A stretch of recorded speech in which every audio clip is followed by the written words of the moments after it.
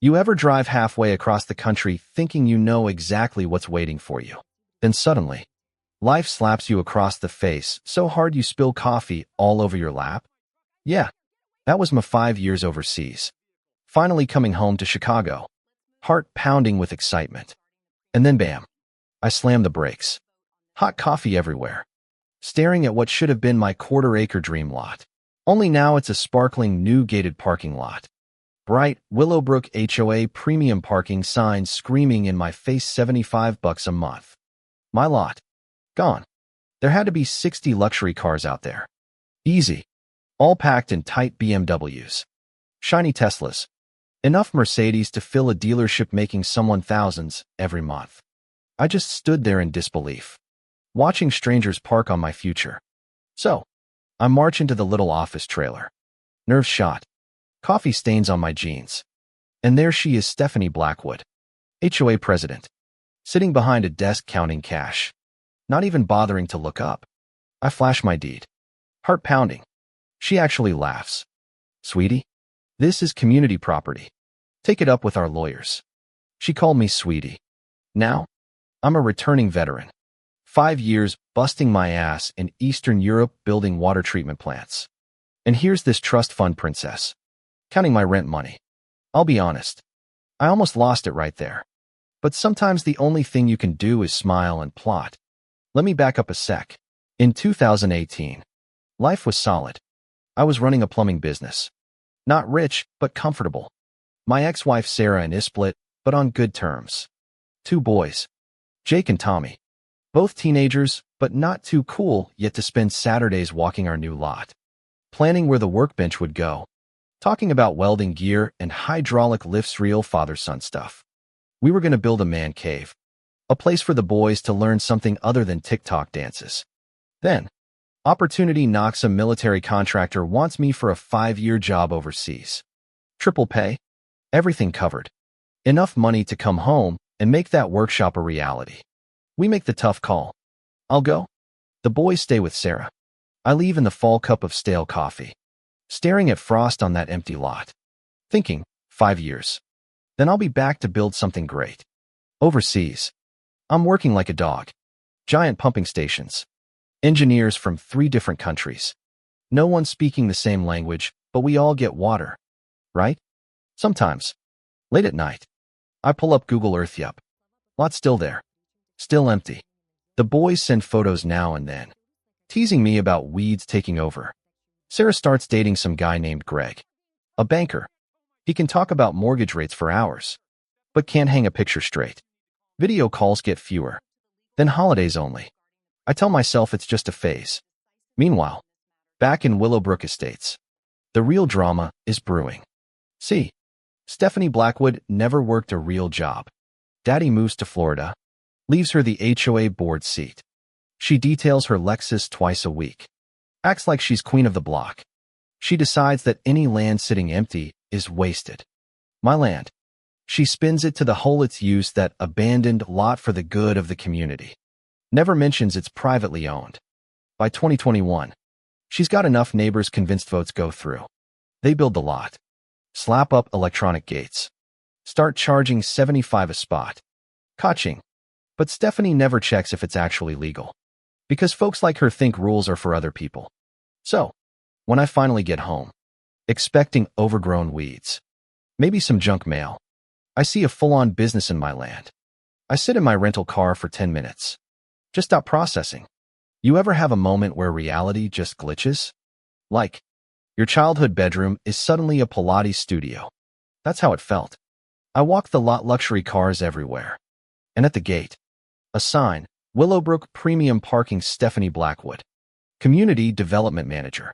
She's in there, feet up, scrolling her phone. I knock. She barely glances up. Gives me the help you? Routine. I say, I'm Danny Kowalski. I own this land. She laughs. Says the magic words, sweetie. This is HOA property. We improved abandoned land. Go talk to our lawyers. I show her my deed. Her smile fades just a bit. But she's got a script. Lawyers. Community vote. Adverse possession. All delivered in that voice reserved for customer service and small children. She walks me out, her perfume trailing behind like a chemical warning sign. So, I try the official channel's calls, emails, even the board meeting. No dice. Stephanie's rallied the board 5 folks glaring at me like I'm the Grinch who stole their parking. She slides me some official papers adverse possession claims. Statutes. Signatures. Total garbage. But it looks real. 5 years away, and she figures I'm just some out-of-town chump who can't fight City Hall. But here's something I learned overseas. You don't beat corruption by getting mad. You win by being patient and smarter than they are. I call my old surveyor buddy, Jim Rodriguez. Jim, I need a favor, pull the lines for my lot. Make it precise. Next morning, he calls me laughing, Danny. That lot extends 15 feet on a Stephanie's own backyard. Her precious rose garden. It's sitting on a public easement. Now I've got leverage. I bring the survey to Stephanie. She frowns. Says her contractor checked everything. Your contractor checked what you paid him to check. I say, you just built half this on county land illegal. She's rattled. But she still tries to stonewall. A few days later, I get served restraining order. Stephanie tells the cops I'm harassing residents, threatening the community. Suddenly, I'm banned from my own land. You ever been locked out of your own property by a piece of paper full of lies? Hurts more than you'd think. But I kept digging. County records. Deeds. Utility easements. Here's the twist, me property has a utility easement. A right-of-way for Commonwealth Electric. Stephanie's parking lot blocks it. So the utility's been paying the HOA for alternate access for 3 years, $1,500 a month. All because she built illegally. I call Carol at Commonwealth Electric's had enough. Mr. Kowalski. They keep promising access. But all they do is cash our checks. What happens if they need emergency access? We'd have to shut down power for 400 homes. That, my friends, is a state code violation.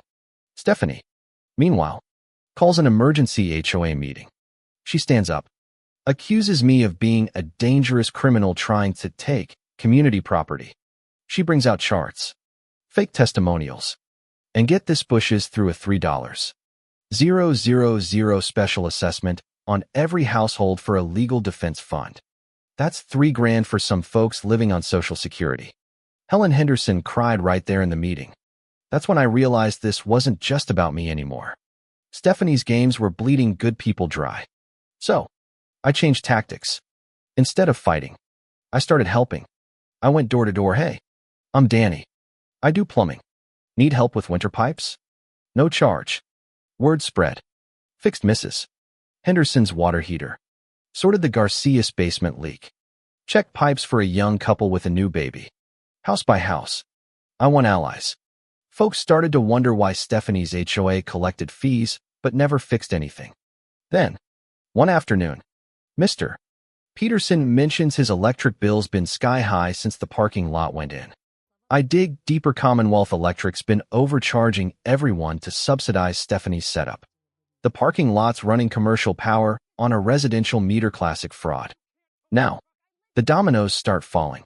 Carol at the utility connects me with Mike Brennan at County Code Enforcement, a grizzled veteran who's been chasing Stephanie's violations for years. We lay out everything: illegal construction, fraud, unreported income, shell companies. Turns out Stephanie's been pocketing most of the parking money, dodging taxes, even forging permits. And when Channel 7 News hears about it, thanks to Mrs. Vanessa and her granddaughter, a local reporter, it's front page material. The final play? Pavel, my engineer buddy from overseas, flies in to help install a remote-controlled valve on the drainage system, totally legal, since it's on my property. The day of the big 4th of July HOA barbecue, with the whole community out celebrating and Channel 7 rolling live. Stephanie's giving a speech about community improvements. That's when I trigger the valve. Sewage water backs up, flooding the lot. Luxury cars stranded. Owners scrambling. Stephanie screaming into a microphone while news cameras roll. Mike Brennan walks up with code enforcement clipboard in hand right in front of everyone. Ma'am, we need to talk about these violations. Stephanie's standing ankle deep in muddy water. Dress ruined. Her empire literally going down the drain on live TV. That was justice. 3 days later, Stephanie's arrested embezzlement, fraud, tax evasion, the works. The community votes her out, installs a new board, and for the first time, parking fees actually go to improvements. The lot operates legally. The playground gets fixed. Seniors and veterans park for free. And me? I use my settlement to open the Willowbrook Veterans Workshop teaching trades, building community, giving back. My boys are proud. Even Pavel says I moved a mountain with one valve. The real lesson? Folks like Stephanie thrive when you feel powerless, when you think the system is too big or too rigged. But paper trails exist. Property records are public. When you stand up backed by truth, and a little help from your neighbor's bullies can't win forever. So, let me ask you this: where's the line between fighting for what's right and letting it go? What would you have done if you were me? Ever had your own run-in with an HOA? A bully? Or just plain old corruption? Drop your story below.